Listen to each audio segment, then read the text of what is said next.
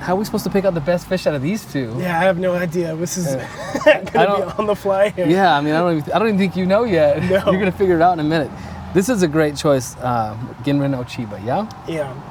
Gin Rin Ochiba are super rare. They're hard to find, and then when you do find them, it's really hard to find ones with interesting patterns. And we have that in both of these two. Right. So I know normally we shoot 3 koi, but they are kind of a rare fish, hard to find, and so I'm going with just these two. I'm kind of speechless because they're really outstanding. I just want to take a moment and just kind of like check them out, admire. Yeah, they're really beautiful. So these are 2-year-olds, also bred by Koda Koi Farm. Koda is, man, Masato, my boy out there, he is doing such a good job breeding so many different varieties and breeding them well. And then here's, this is a perfect example of just awesome Ochiba. Ochiba is, well, I think we've talked about it before. Ochiba is the falling leaves on a lake, right? On like still waters. And that's that sort of gray color here that we see on these koi is that sort of a standing lake or pond. And then in the fall we have these dead decaying leaves that fall and just sit on there, which is that nice brown. And here, my God, like these Ochiba, so there's so many different colors of brown or tea, cha, and these have this very kind of unique sort of reddish, like root beer color. Yeah, that's a good example right there. That's just awesome. And then on top of that, you have Gin Rin. So Gin Rin is that sparkly. It's like glitter. Like glitter, yeah. So there's a big difference between metallic koi and Gin Rin koi. Metallic fish has sort of like, it's as if like you dipped it in like metallic paint. Here, like each scale has sort of a shininess to it, right? Like glitter. That's perfect. And so when we're judging Gin Rin koi, like the variety of Gin Rin, we really want to focus on the quality of the Gin Rin. And that's something that's really hard to do at first glance, because at first glance you just look at these and you're like, oh yeah, they're very shiny fish. So okay, they're Gin Rin, and then you move straight on to the pattern or the body shape. But when we're looking at Gin Rin, we're looking to see how many rows of scales of Gin Rin do you have. And when I'm talking about rows, I'm saying when we start from the top, how many rows down does that Gin Rin go? So if we compare the two, and so we'll go with number 1, we'll call this one number 1, and we'll call this one number 2. So if we count the rows from the top there's 1, 2, 3, 4, 5, about 5 rows of Gin Rin on each side. Does that make sense? Yep. If we go here, it also has, it has about 3 or 4 rows of Gin Rin. 1, 2, 3, yep. I count about 3, almost 4. We'll say 4 rows for the sake of how beautiful this fish is, okay. But that 4th row is pretty weak. So when we're looking at Gin Rin, this is the more superior Gin Rin color. And again, so if I'm a koi judge, that's the first thing I notice. If you're a pond owner, maybe that's not so important to you, right? Because we're looking at pattern and color. The other thing that you want to notice about Gin Rin fish is Gin Rin's going to show up a lot more on like light color backgrounds, like whites, grays, and you're not going to see it as strong on the color black. Now, if we look at the sort of the brownish color, the Gin Rin doesn't stand out as much as it does on the gray area.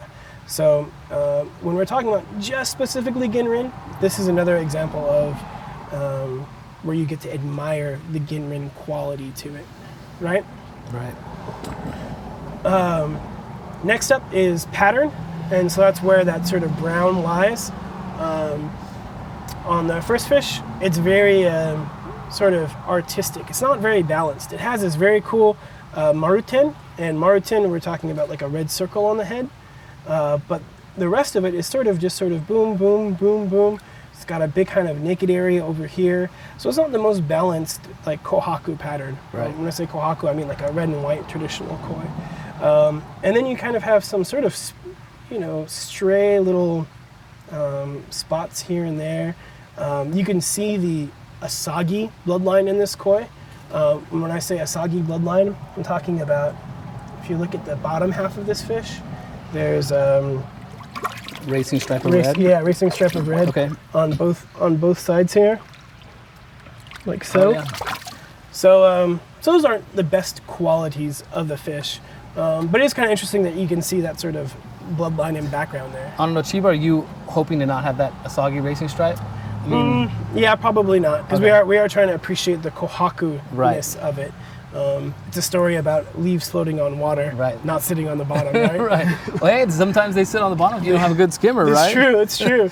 So this guy clearly didn't have a helix in it. Right? Yeah, clearly. That's awesome. This one has definitely the more traditional pattern. In fact, it has kind of a Inazuma pattern, like a lightning bolt.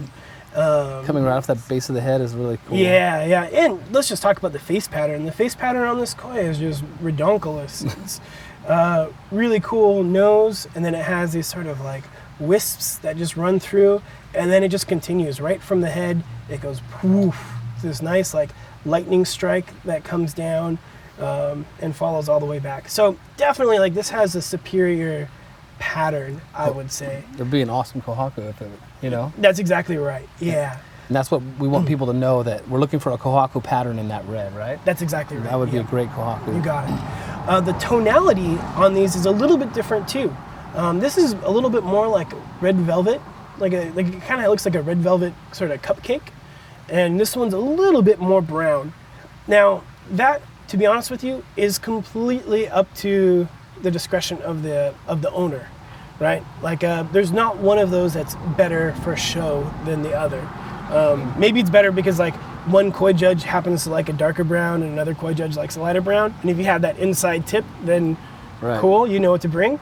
But in general, you want to pick the color that you are going to enjoy. Now these koi, as they get older in our American waters, will tend to darken up naturally. So both colors or just both colors, both colors, but brown specifically. So a lot of times in Ochiba, if they're here in the States for a while, this brown might finish out like this kind of brown, and then this brown's going to end up a couple shades darker.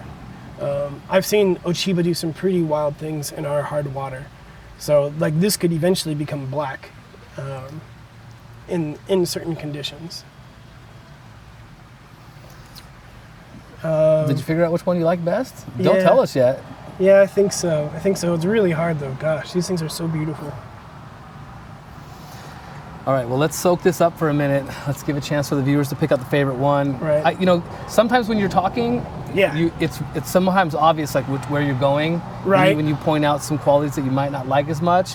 But I don't think you tip the viewers off well enough as like which one you want to take home. Good. So this is going to be a good challenge. Good. So jump on into the comments and tell us which one you like the best. And as a reminder, this is number 1, and then this is number 2. Okay. All right, cool. This will be an interesting one. Fun. Yeah.